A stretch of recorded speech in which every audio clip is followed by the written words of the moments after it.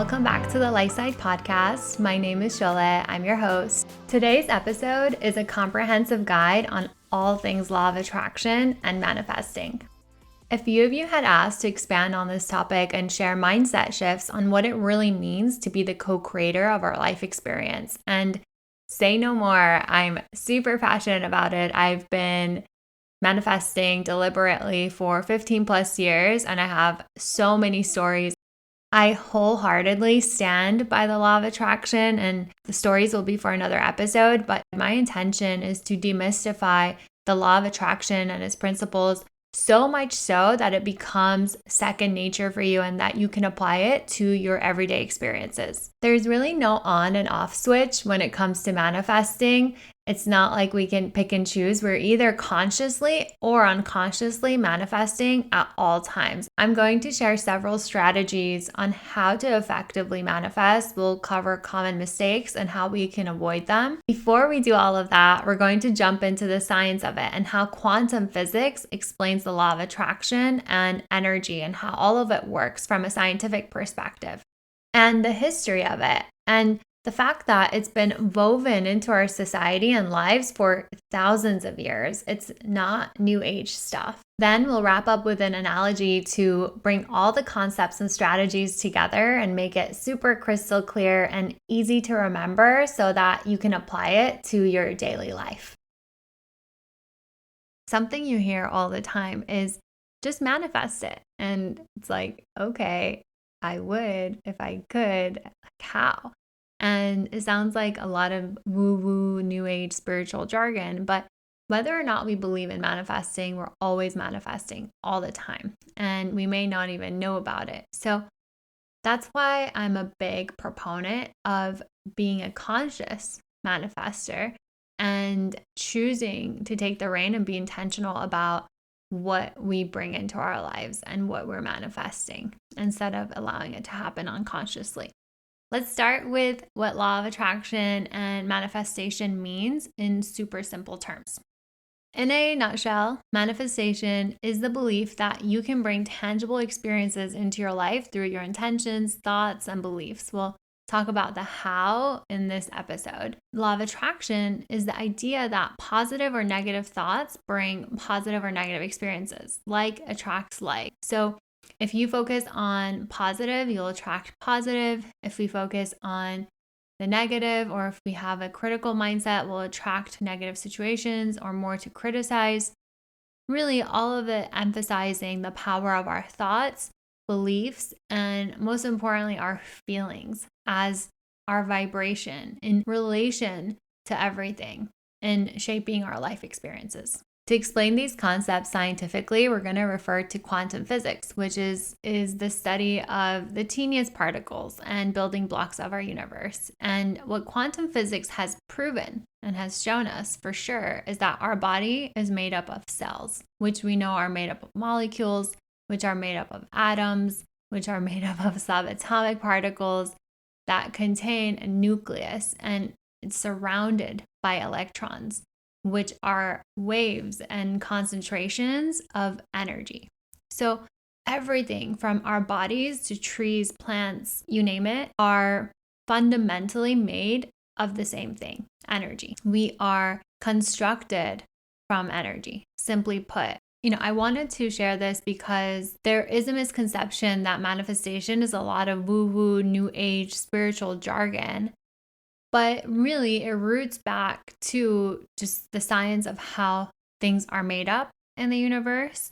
It roots back to ancient history and philosophies that have been shared and spoken about widely. There's so many quotes around you speak things into existence, even in religious texts from Buddhism to Christianity and really every religion. The way I see it is there is a concept of praying, right? It's like ask for what you want and have belief, have faith in it being answered and coming to fruition, which is a lot of what we talk about. We talk about being grateful for it, and religion teaches that too. Really, it has been woven into our life since the beginning of times. There is a lot of text around ask, seek, find it, or there's a basic philosophy I've followed for as long as I remember, And it's this notion that life is a mirror reflecting back to you your intentions, thoughts, beliefs, and feelings. And it's also covered by many texts by different philosophers and spiritual teachers. And not to turn this into a religious podcast, but I think it's good to share some examples in case that helps resonate more. Buddhism says all that we are is the result of what we have thought. The mind is everything. What we think, we become. Judaism says, for as far as he thinks in his heart, so is he. The Bible says, whatever you ask for in prayer, believe that you have received it and it will be yours. There is also quotes from Taoism, Sikhism, Hinduism, Islam, the Baha'i faith, you name it. Every religion brings up the law of attraction and creation and the power we each have within us in different contexts and different words. And we can translate things in different ways, but it's interesting and fun to tie that in because these concepts aren't new age. They've been ingrained in our society for thousands of years, but there are different traumas that come with religion. And I think that's how The Secret revolutionized all of this back in 2006, 2007 timeframe when it first came out, became such a popularized concept, but almost in the way as if people were expecting things to turn up like magic. And I think it had a lot to do with the examples shared. Like if you believe you have $1 million, you will have $1 million. Like it would happen within a day or something, right? Which created a lot of doubt in people and skepticism. But if you follow Abraham Hicks, if you don't, I highly recommend, the teachings that are taught in The Secret really come from Jerry and Esther Hicks. They have written many books and different audios and things you can listen to. I'm happy to make recommendations. I want to demystify the whole idea that manifesting is far-fetched, unrealistic, it's wishful thinking or hoping for the best, which, there's nothing wrong with hoping for the best, but there are actual tangible things and steps and practices that can make us a conscious creator versus an unconscious creator. Learning the laws, knowing the tools so that we can improve our energy, improve our vibration, since everything is at its core energy, even though it might look solid or we might not see it. One of the key principles we've talked about so far is that whether or not we intend to, we are consciously or unconsciously manifesting at all times. And so we want to take the rein and be intentional about what we're manifesting. One of the greatest tools that is always at our disposal is our feelings, is our emotions, and we can tune into that to know whether or not we're in alignment with the things we're trying to manifest. And we can hone that skill to be able to do that at any time. I think the biggest secret when it comes to manifesting is knowing that our emotions are the underpinning indicator as to what we're manifesting. How we truly manifest comes down to our emotions, which is our vibration. Our vibrational frequency is how we feel. So in order to attract the things that we want into our lives, we need to match the vibrational frequency of what we want. And we just talked about quantum physics and how everything at its core is comprised of energy. And so knowing that our energy, our vibration, is made up of our emotions, then we can feel deeply empowered that we can always tune into how we feel and change the frequency when we need to so that we can be a vibrational match to the things, to the life experiences that we wish to have and become a deliberate creator, as Abraham Hicks says. I love this stuff so much, as you can probably tell. I'm so passionate about it because I've seen it work for the last 15 plus years. Okay, so with that said, let's dive into the tips and strategies of how we can effectively do that on a day-to-day basis. And so we need to be matching the energy of what we want. And in order to do that, we need to be very crystal clear about what we want. So number one is your thoughts attract your reality. What you focus on grows. We want to be very clear about what we're putting our thoughts and our focus on through clear intentions and being specific about what we want. So this is something you can do by having a practice of writing down 1 to 5 things you're manifesting on a daily basis. Be very clear about what you want, not just a generic, I want to be successful or I want a relationship. Be very detailed about those things and what they mean to you. For instance, I have a healthy work-life balance. I enjoy the people I'm working with. I feel really high energy. I feel like my energy and efforts are reciprocated. Being really intentional and clear about the things that you want, the things that you want to experience, being very detailed about it, being uninhibited about it. I think a lot of what we tend to manifest is what we think is possible for us, which is something that you can work with a coach on. This is where limiting beliefs come into play a lot. And so, if that's something you're dealing with, please reach out. I'm happy to help or refer you to another coach if I don't think that's my area of specialty. There's a hack I take from scripting, which is a process of writing down what you want as if it's already come to pass, if it's already happened or is happening, which is writing down your manifestation after you write down your desire, writing it down in present tense. And doing so, really feel the feelings of it and be grateful for it, which is really tip number 2, is feel the gratitude as if it's already happened, as if you've already received it. If you're manifesting a new job, you say, I'm so grateful for the job that I've landed. My colleagues are amazing. I get paid generously. I'm so happy to work with this company. And really detail it out as much as possible, really bringing it up into your energy. A lot of times we suppress feelings as if it's a bad thing, but we tend to forget that it's through our feelings. That's why I feel like stars and performers that are very passionate tend to attract so much abundance, is because they're fully embracing and feeling their feelings. They're fully embracing their passion. They're fully feeling the joy that they feel. I think a lot of times we suppress how we feel because as if it's like some taboo thing to have emotions, but that is just false. That mentality doesn't serve us. And so allow yourself to feel, allow yourself to be joyful, allow yourself to be grateful for the things that you don't see yet, through your belief that it's going to happen because you've asked for it. You are becoming an energetic match to it, that it's only inevitable. I know that requires a lot of belief, but we're going to talk about how you can get there. And then 3 is self-concept, as within, so without. This is where your beliefs become extremely powerful, particularly your beliefs about yourself. The beliefs you have about yourself determine your life experiences. Your outer world reflects your inner world. So for instance, if you don't believe you're worthy of love or being chosen, or you're not smart enough, you're not good enough for a job, then life will reflect that back to you, largely because your beliefs determine the actions you take, but because your energy exudes that. When you think that about yourself, you likely don't feel good enough, likely don't feel high energy. You likely feel down. And because that is the idea you're selling yourself, your actions reflect that, but also the energy of all other things, if we go back to quantum physics. And so you can't attract good things that you want when your energy is in the low vibrational frequency. This is where psychology explains how each of us have a baseline.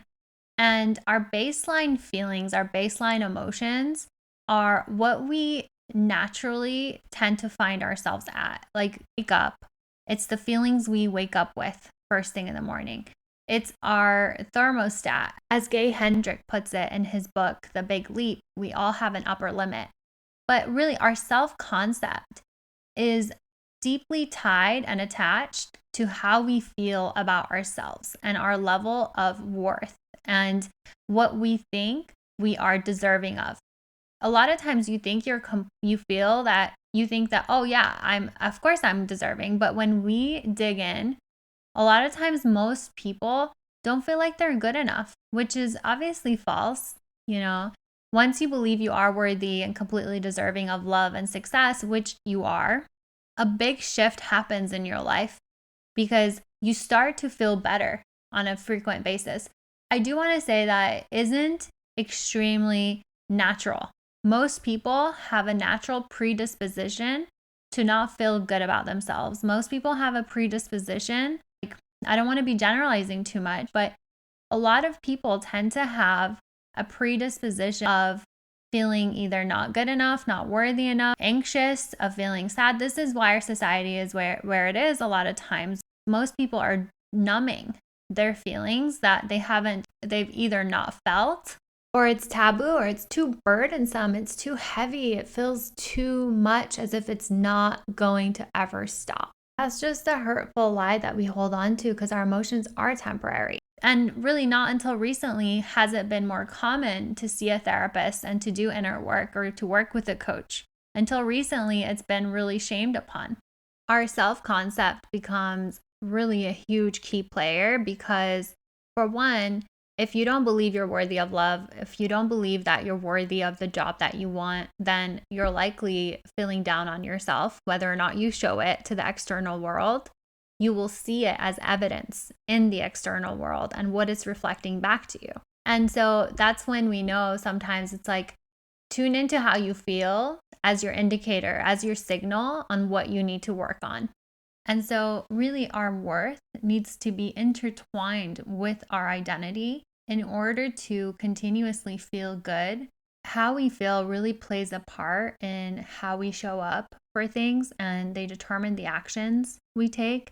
But also going back to quantum physics and what we learned about energy, we know that everything at its core is made up of energy. Everything used loosely here. But we tend to experience what we've experienced so far in our lives. That's why a lot of times we feel like we're stuck in a cycle or we keep experiencing the same things, is because typically our attention is on the things that have happened to us in the past or what we are seeing. And that's why you see all the trends about being like delulu or delusional, is that because it does require a certain level of belief that you may not be seeing what is in front of you right now, but believing that it is possible for you in order to feel good so that you can match the energy of having it, so that you will gravitate to it easily, so that it will come into your life. What is really required and necessary to manifest with ease is to feel deserving, is to feel good from inside, so that when something good does happen, we don't self-sabotage it by feeling guilty or undeserving, or we don't sabotage it directly. This is too good to be true, or waiting for another shoe to drop.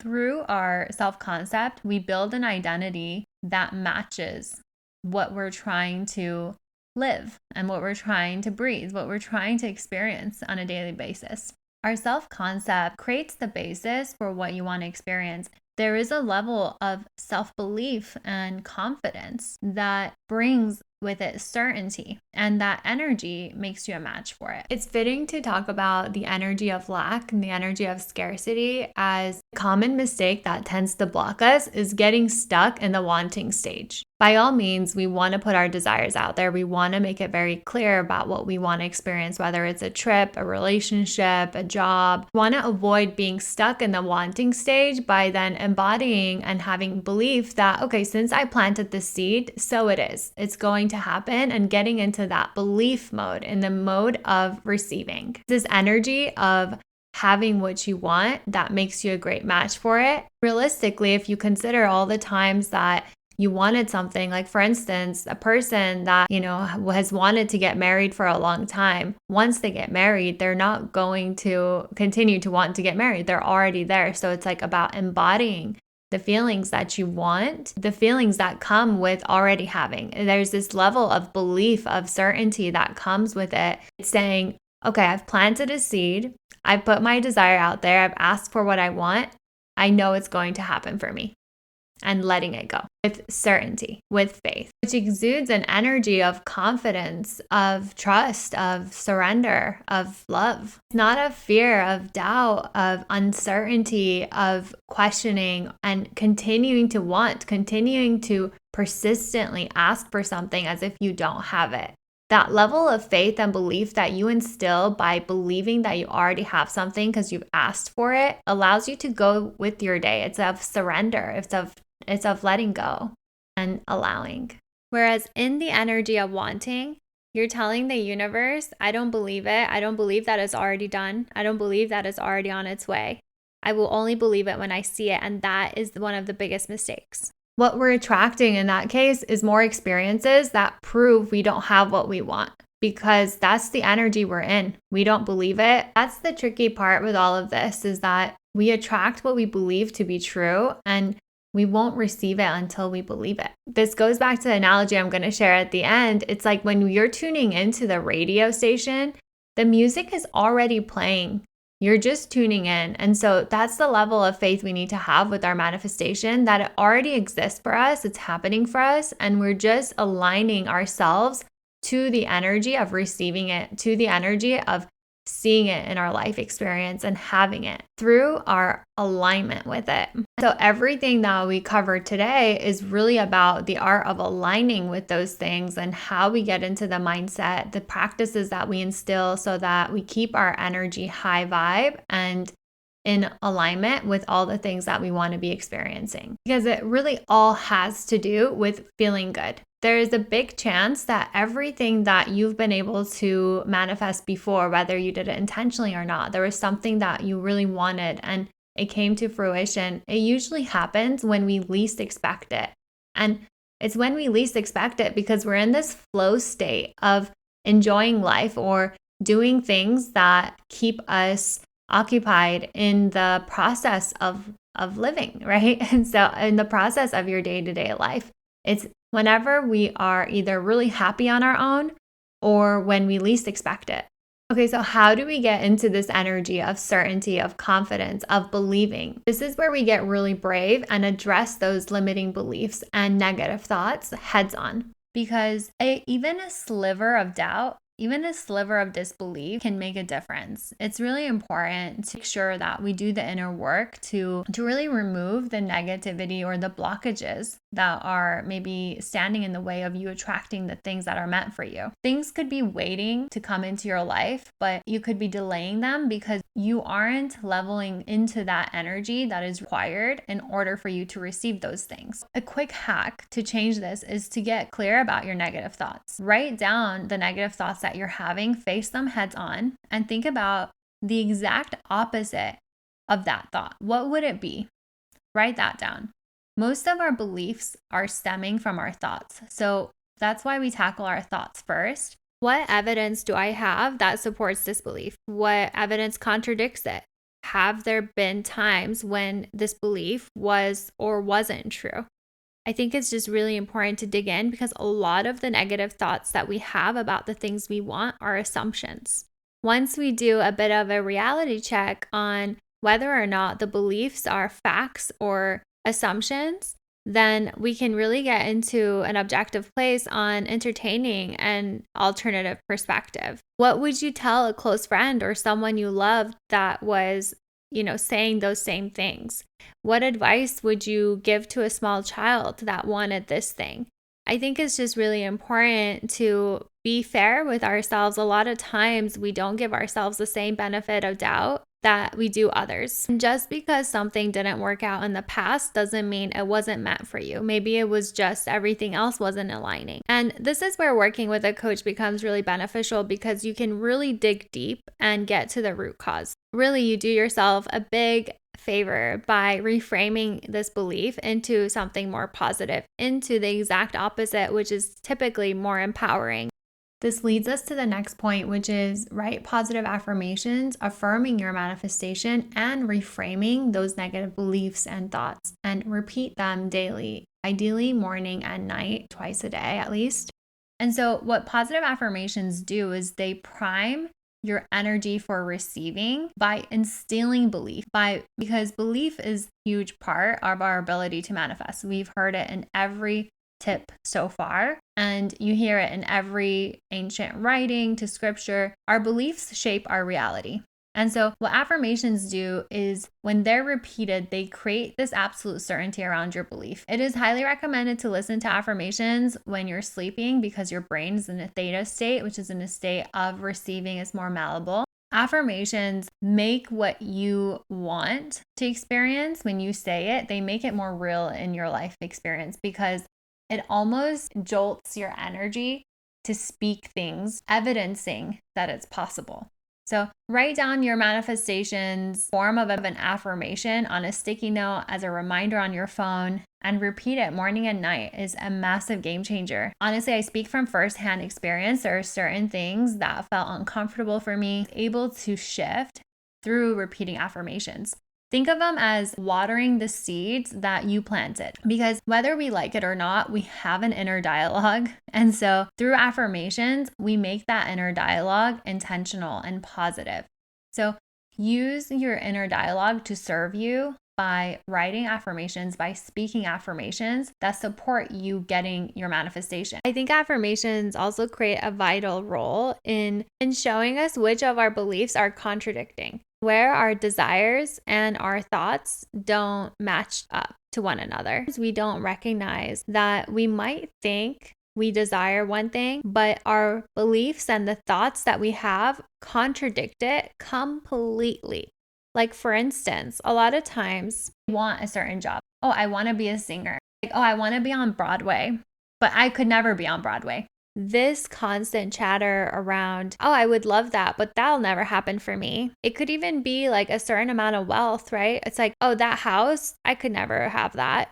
Like, there is a lot of limiting beliefs and limiting words that come into play, which is a dangerous territory because those thoughts have energy and they impact us subconsciously. They impact how we feel. They impact our level of worthiness, our beliefs subconsciously, the things that we think are possible. And you might think, no, I'm just saying that. I don't actually mean it. But words have energy, especially when we speak them out loud and share it with others too. We plant the seed of thinking some things are impossible for us, which is only true if we believe that to be. And so this is the whole point of this episode, is that you can manifest the things that you desire. You can bring into existence the life that you wish to have, but not if you are speaking the opposite of it into existence. Sorry, this episode was not intended to be on limiting beliefs, but we're finding that is a hot topic. Makes sense though, since manifesting is so much about belief and energy.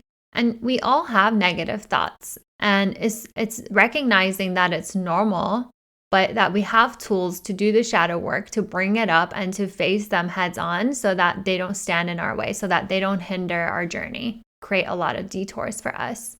And so the next tip is visualization. You want to imagine clearly what you want as if it's already happening. Visualize it and see it for you.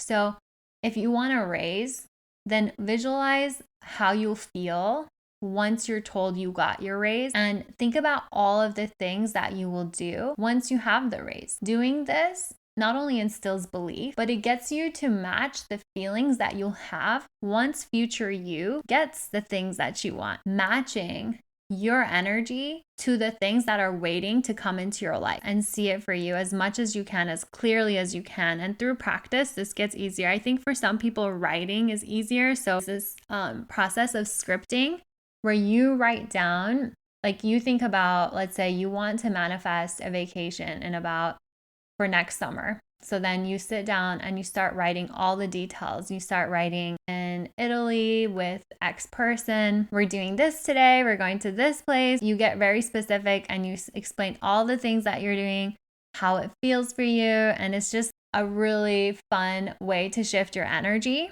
but it's a powerful way to manifest too.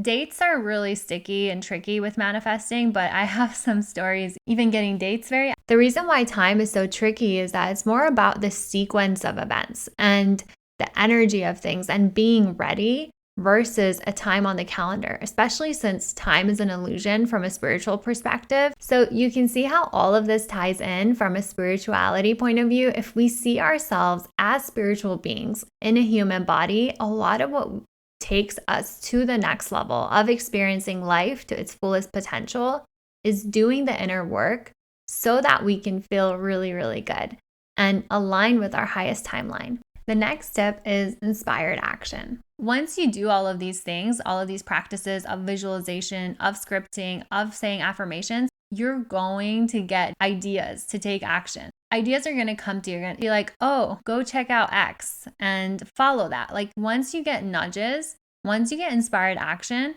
take that action. You're going to get called to do X, Y, and Z. Maybe it's taking a class. What you want to remember is that you don't know the whole staircase. You just take the first step that's presented to you. If you feel a nudge, follow it, especially if it excites you. The next tip is not fixating on our manifestation.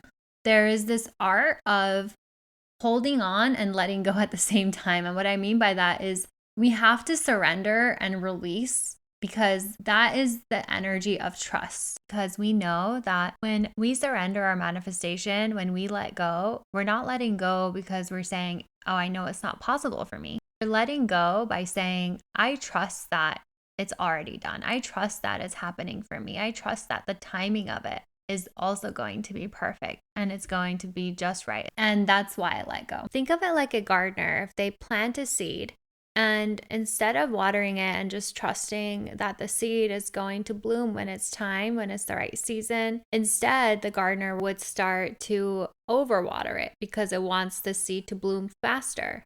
It wants to, change the soil and to make sure that the right soil was put in place. You see, this example like perfectly portrays how when we interfere with the process, we can not only delay but block it entirely for as long as we continue to not let go. Through all the effort of trying to control the process, which is really beyond the gardener's control. It's like trusting the process.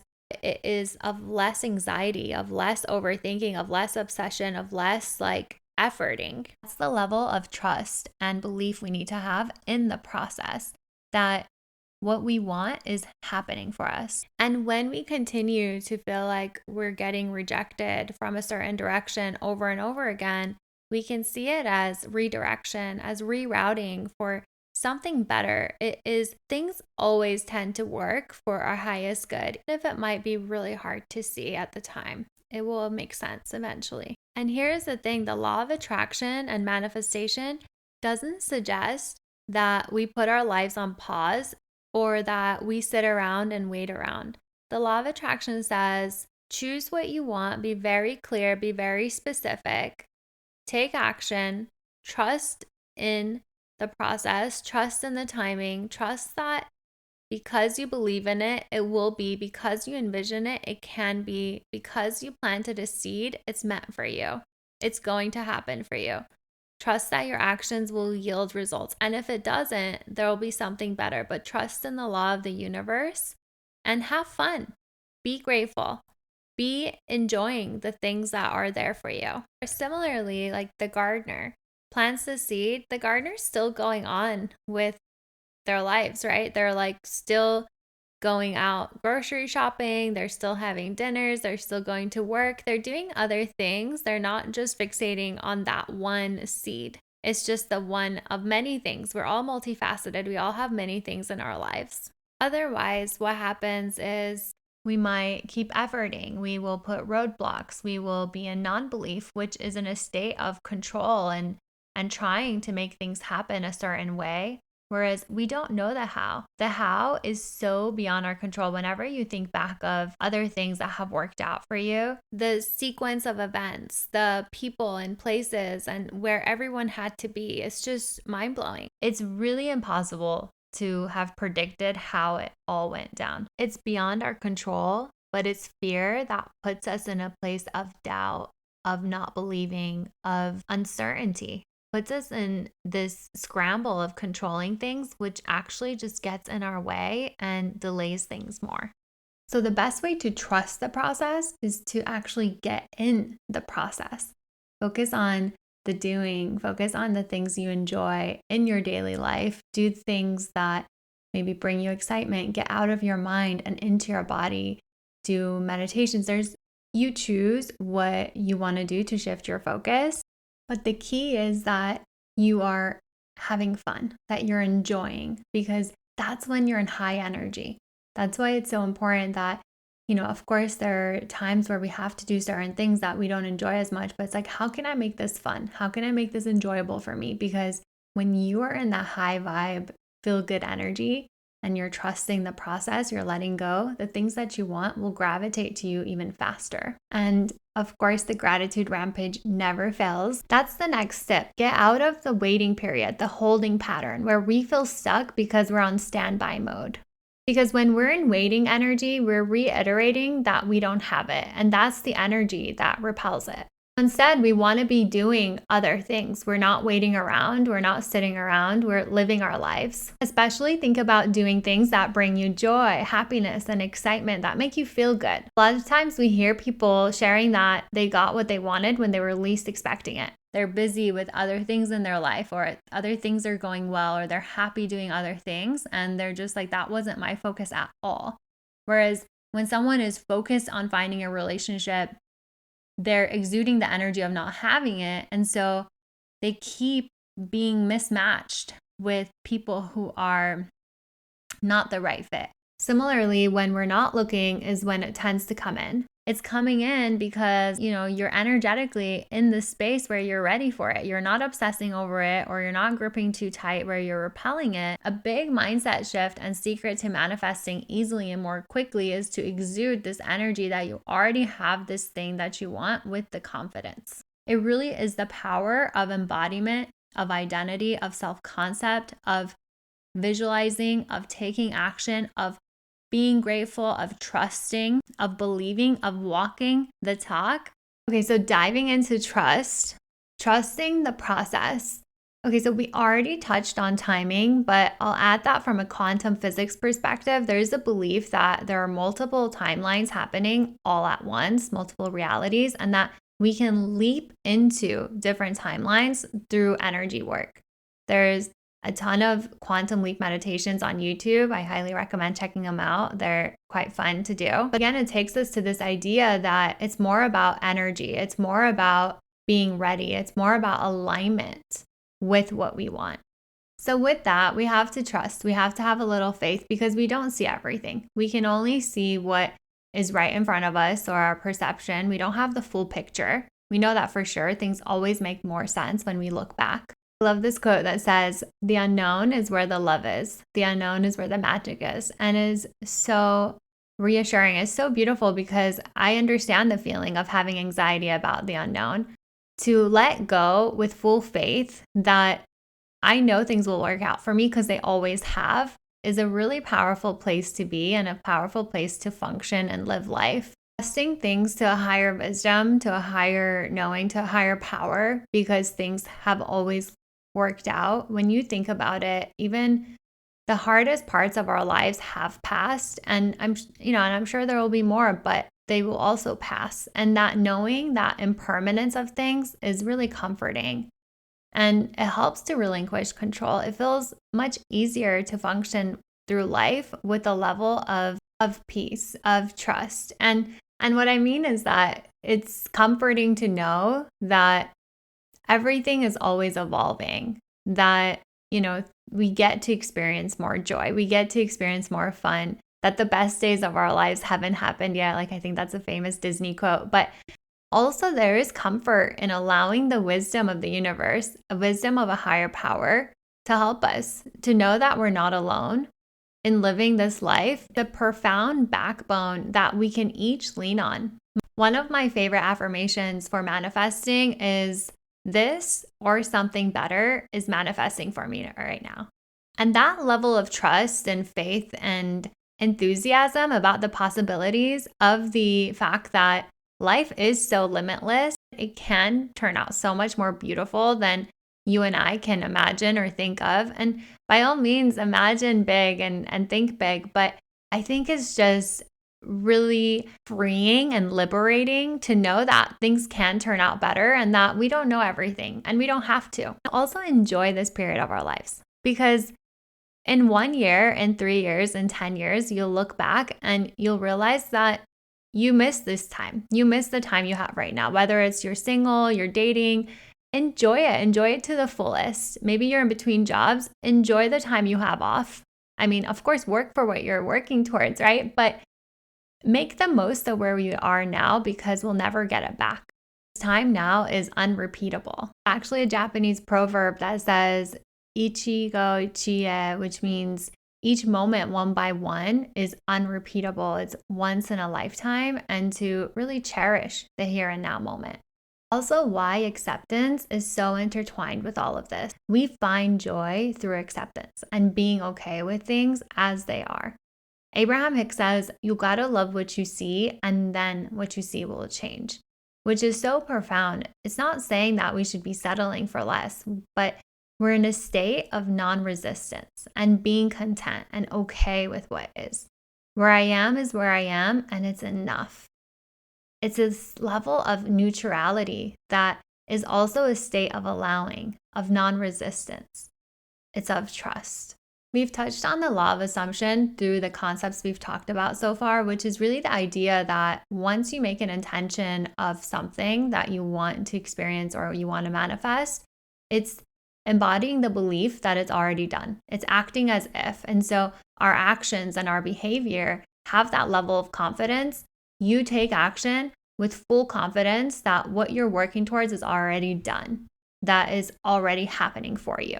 There are a lot of texts from famous philosophers and teachers that support that it's not about how smart you are, but how persistent you are and your willingness to continue even after you fail, to have the confidence to persevere. And I think the law of assumption and the law of attraction help us really have that level of confidence that's required to keep going, to have that tenacity, to believe it's already done and that we just need to take this step. Albert Einstein said, you never fail until you stop trying. And that is a powerful mindset. Before we wrap this episode up, I want to talk about some common mistakes that happen. Being too vague, focusing on the things we don't want. That's when we get into the cycle of attracting more of the same. The other thing was doubting the process, not believing, being on the fence. Non-belief delays the timeline or diverts it altogether. Things are always fluid. So if we get into a place of non-belief, we push away what's ours or create a detour.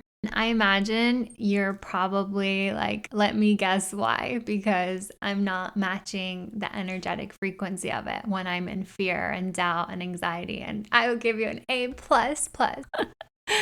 Wrap up with some other tools for manifesting. We talked about visualization. There are a ton of meditations on YouTube that are super helpful in doing guided visualizations. It's how I manifested my job in New York a few years ago. I did these meditations every single day. They're quantum leap meditations. They're so powerful. And then vision boards. You can make one on Canva and have it on your screensaver. I have a quick tutorial on my IG. And journaling is really powerful. We talked about scripting already. Journaling is like a really great way to get in alignment. The analogy that I'm hoping will really bring this all home and be an easy reminder for you on a day-to-day basis is thinking of manifesting as a way of tuning in to an old-fashioned radio, like tuning into the frequency of the music that you want to listen to, which is your desire, your intention. And so you pick the music that you want to listen to. So you set a clear intention with the law of attraction and then tuning into it by moving the dial. As you get closer to the frequency of your station, the signal becomes clearer. And so in manifestation terms, this is aligning your thoughts, your feelings, your actions, your beliefs with your desire. So negative or conflicting beliefs, limiting beliefs are like the static. They prevent a clear connection. So getting in alignment is like tuning the dial of your radio to become very clear. Similarly, getting your manifestation is like locking onto a station. Once the dial is correctly set on the station, you are attracting. And so the music is playing, the song that you wanted is playing, is when you're in alignment with your desires. You're attracting opportunities, experiences that resonate with what you want start coming in. The doors begin to appear. They begin to open. And so this is the magic that, we see as part of manifesting. Really, the quality of your reception comes into play with your belief and the actions you take. When you're tuned into the right radio station, but, not taking action is like the antenna being broken. There is static, there's obstacles, like things aren't clear. The reception isn't clear, like it's in and out. And that's also what non-belief does. You can write that you want to manifest an opportunity as a travel influencer. But if you don't take action to post content, then that isn't just going to fall into your lap. And so that's what I think is one of the key misconceptions with manifesting is as if things are just going to fall into your lap. Some things can and some things do. I think this episode is becoming really, really long. So definitely do a part 2. Just like the radio can tune into various stations, it doesn't create the music once you start, tuning for it, right? It already exists. What you want also exists for you. And so it's simply a matter of aligning with a frequency that is already broadcasting, so to speak, so that you can tune in, so that you can hear it, so that it comes to you clearly. The possibilities exist. I love this so much. Manifesting is very near and dear to my heart. As you can tell, I'm speaking of all things I'm very passionate about, of course. With all of that said, I want to encourage you to start consciously manifesting. If you don't already, let me know how it goes. I love to hear your stories on what you've manifested so far. Just remember the radio analogy and all the other tips we've shared so far about being very specific, having faith in it, believing it, embodying it as if it's already happened, and really letting it go, allowing it to turn out even better for you. Trust in the seeds you're planting. Imagine the type of impact the realization of your manifestations could have. Think about the trickling effect. Think about the impact that it can have on other people's lives. So do it for you, but do it for the world too. Do it because when you are in your highest vibe energy, you are elevating the energy of others too. One of my favorite quotes on Instagram says, "If the universe put a dream in your heart, it has every intention for you to make it happen." So let go of the resistance, let go of the anxiety, allow what's for you to come. Practice the art of allowing, the art of surrender. It feels really, really good once you lean into it. Before we end the episode, I have some exciting news. This past week, we resumed the Sunday Tea, which is a newsletter I started in February that went on a bit of a hiatus for about a month while I launched this podcast and re-strategized the format and cadence of it. It's now back. It's a short email that provides a weekly insight, an actionable tip, inspiration, and really a cup of stillness to propel you into the week ahead. If you're interested to receive it, the link is in the show notes, or you can find it on my Instagram bio or my website at sholatara.com/contact. I hope to see you there. If you enjoyed this episode, it would mean so much to me if you were to share it with your family, friends, colleagues on your social media. Let me know what you thought of it. I love hearing from you. As a reminder, if you're new here, new episodes come out every other Wednesday. I hope you enjoyed this episode. I appreciate you for being here. Until next time, I send you tons of love.